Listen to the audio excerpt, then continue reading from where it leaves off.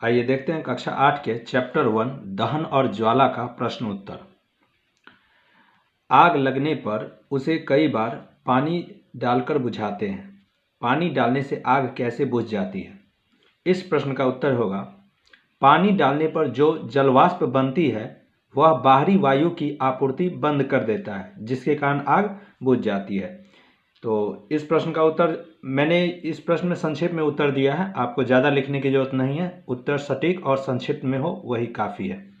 दूसरा प्रश्न है, मोमबत्ती की ज्वाला जब स्थिर हो तो कांच की प्लेट ले जाने पर काला वलय क्यों बनता है? तो मोम जो है हाइड्रोकार्बन और कार्बन से मिलकर बनी होती है, अतः कांच की प्लेट पर काला वलय कार्बन के जलने से बनता है।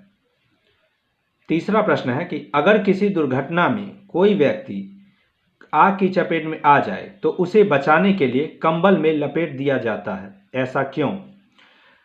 इसका उत्तर होगा कि कंबल में लपेट देने से शरीर का संपर्क हवा से टूट जाता है और आग बुझ जाती है। इसी पर चौथा प्रश्न है, कभी कभी जंगलों में अपने आप आग लग जाती है, इसे दावानल कहा जाता है, ऐसा क्यों होता है? तो गर्मियों के मौसम में बहुत अधिक गर्मी पड़ने पर सूखी घास ज्वलन ताप पर पहुंचकर आग पकड़ लेती है। साथ ही पेड़ों के टहनियों के आपस में टकराने से घर्षण के कारण भी जंगलों में आग लग जाती है। पांचवा प्रश्न है, गोलू ने आधा पेट्रोल तथा आधा पानी लेकर एक मिश्रण बनाया। उसने एक कपड़े को इस मिश्रण में भिगो दिया, उसके बाद एक माचिस की तीली से इसे जलाया। आग लगी पर कपड़ा नहीं जला, ऐसा कैसे हुआ होगा? पेट्रोल का ज्वलन ताप पानी के ज्वलन ताप से कम होता है, जिसके कारण पेट्रोल पहले आग पकड़ लेता है, लेकिन पानी से भींगा कपड़ा ज्वलन ताप पर नहीं पहुंचने के कारण जलने से बच जाता है।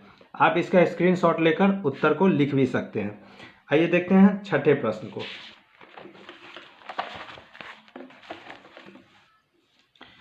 छठा प्रश्न है, माचिस को जलाने के लिए उसे माचिस की डिब्बी से रगड़ा जाता है, ऐसा क्यों? तो उत्तर है, माचिस की तीलियों पर रसायन पोटेशियम क्लोरेट लगा होता है और डिब्बी पर लाल फास्फोरस और सल्फर लगा होता है, इसलिए माचिस की तीलियां डिब्बी पर रगड़ने से आसानी से जल उठती है।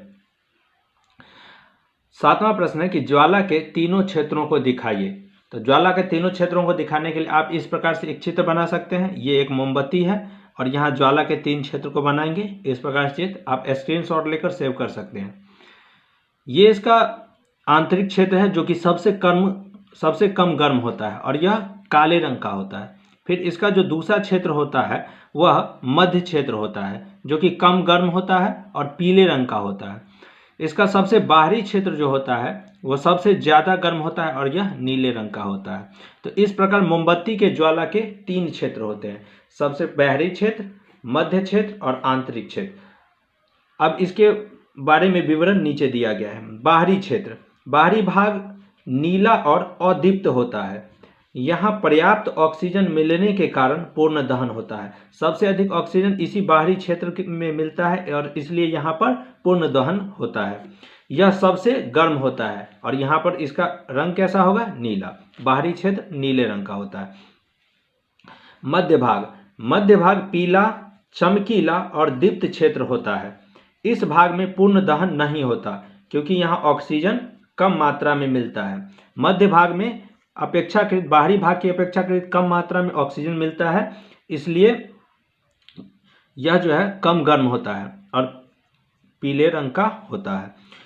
सबसे आंतरिक भाग को कहते हैं आंतरिक भाग। अंदरूनी भाग को सबसे अंदरूनी भाग को आंतरिक भाग कहा जाता है। यह भाग बत्ती के एकदम नज़दीक होता है।